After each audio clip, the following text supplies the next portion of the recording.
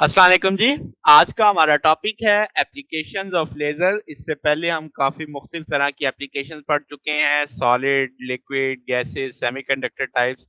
तो अब हम देखेंगे कि लेज़र्स का हमारी इर्द-गिर्द की दुनिया में क्या इस्तेमाल है। मुख्तलिफ जो शोबा हैं ज़िंदगी के, वहाँ पे कहाँ-कहाँ लेज़र इस्तेमाल होती है। तो टॉपिक एप्लीकेशन ऑफ लेज़र, सबसे पहले अगर हम इंजीनियरिंग की बात करें, तो इंजीनियरिंग के अंदर इंडस्ट्रियल यूज़ बहुत ज़्यादा है लेज़र का। आप ब्लास्ट होल्स कर सकते हैं डायमंड में, हार्ड स्टील के अंदर, यानी ये वो चीज़ें हैं जो आम तौर पे जिनको आप समझते हैं कि इंतहाई सख्त चीज़ें हैं, तो उसके अंदर भी आप होल्स कर सकते हैं।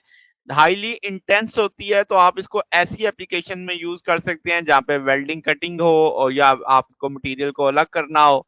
फिर एक एडवांटेज ये भी है कि आप इसे फोकस कर सकते हैं फाइन स्पॉट पे, और जो स्मॉल स्पॉट होगा वो आई करेगा कि हाई एनर्जी डेंसिटी वहाँ पे बहुत ज़्यादा आप कर सकते हैं किसी एक मुकाम के ऊपर।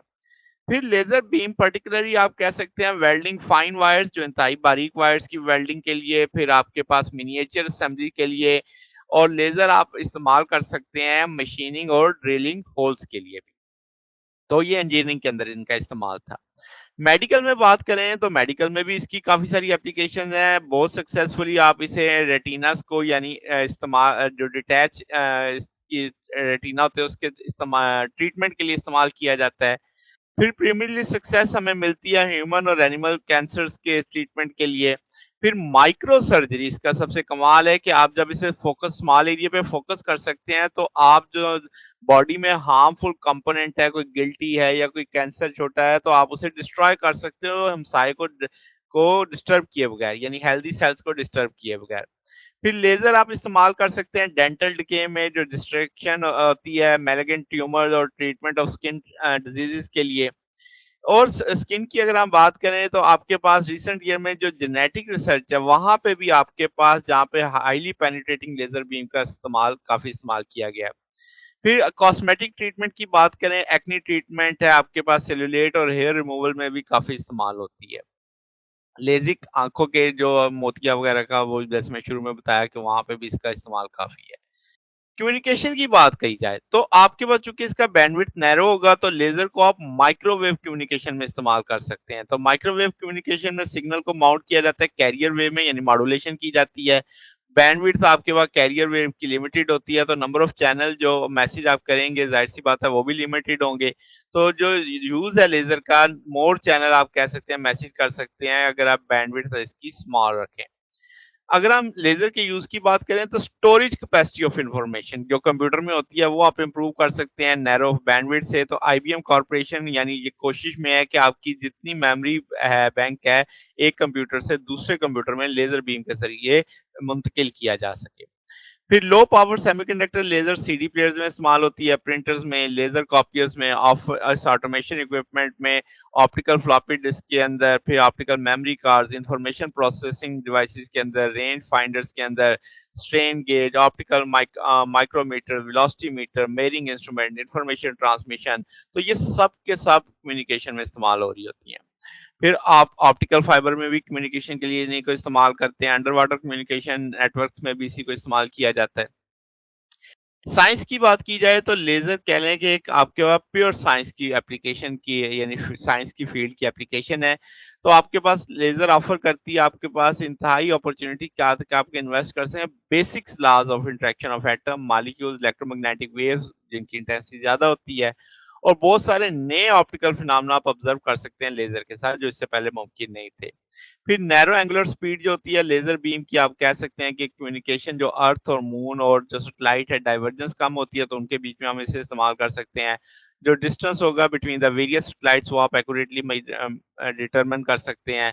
अर्थ और मून में आप 15% यानी प्लस माइनस की एक्यूरेसी के साथ डिस्टेंस मालूम कर सकते हैं, इतनी एक्यूरेट कह लें आप। तो वेलोसिटी ऑफ मूविंग ऑब्जेक्ट आप इजीली डिटेक्ट कर सकते हैं फ्रीक्वेंसी को कंपेयर करके, लेजर सिग्नल जब हिट करके आएगा, यानी डॉपलर इफेक्ट को यूज करते हुए।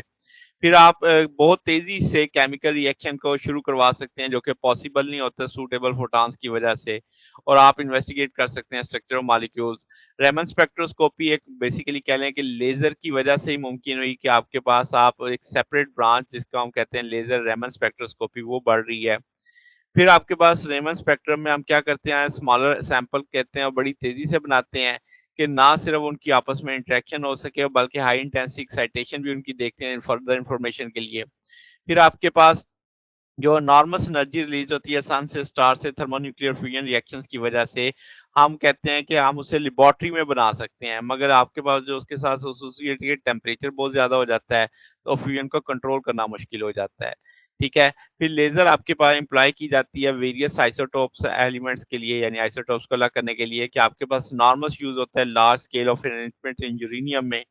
आपके पास कह लें बहुत सारी एप्लीकेशन है प्योर आइसोटोप मेडिसिन्स के अंदर। आपके पास जो आइसोटोप सेपरेशन लेज़र बीम में हम क्या करते हैं कि स्लाइटली डिफरेंस रखते हैं एनर्जी लेवल ऑफ एटम में, और आइसोटोप इस डिफरेंस की वजह से, न्यूक्लियर मास की वजह से, और जो लाइट होती है सर्टेन वेवलेंथ की, वो अब्ज़ॉर्ब एक आइसोटोप तो करता है मगर दूसरा उसे अब्ज़ॉर्ब नहीं करता। तो ये एक इम्पोर्टेंट सिंपल यानी यूज़फुल मेथड है आप आइसोटोप को अलग करने के लिए। मिलिट्री में भी काफ़ी इस्तेमाल किया जाता है, आप कह सकते हैं वार वेपन के तौर पे लगाई जाती है। आपके पास प्रेडिक्ट की जा सकती है कि कह लें डेथ रे के तौर पे, ताकि आप उसके जहाँ पे आप फेंकेंगे उसके इर्द-गिर्द चीज़ें सारी मूवीज़ वगैरह में जैसे आप देखते हैं सारी चीज़ों को ख़त्म करने के लिए इस्तेमाल की जाती है। तो ये इसके मल्टीपल यूज़ेज़ हैं हमारे पास लेज़र के। इसके अलावा काफ़ी इस्तेमाल किया जाता है, तो ये सारी वो चीज़ें जो आप कह लें थोड़ी-सी साइंटिफिकली हाई-फाई कह लें कि जिसमें हमने वो चीज़ें सिर्फ़ देखी जो प्योर आपकी साइंटिफिक रिसर्च एंड मेथोडोलॉजी के अंदर इस्तेमाल हो रही होती हैं। तो ये हमारे पास आज का टॉपिक था। अगर आपको इसमें कोई बात पूछनी हो, डाउट हो तो नीचे कमेंट्स में पूछ सकते हैं। वीडियो अच्छी लगी हो तो वीडियो को लाइक कीजिएगा, दोस्तों के साथ शेयर कीजिएगा, चैनल को सब्सक्राइब कर दीजिएगा। अब तक के लिए इतना ही, बाकी इंशाल्लाह फिर नेक्स्ट देखेंगे। ओके, अल्लाह हाफ़िज़।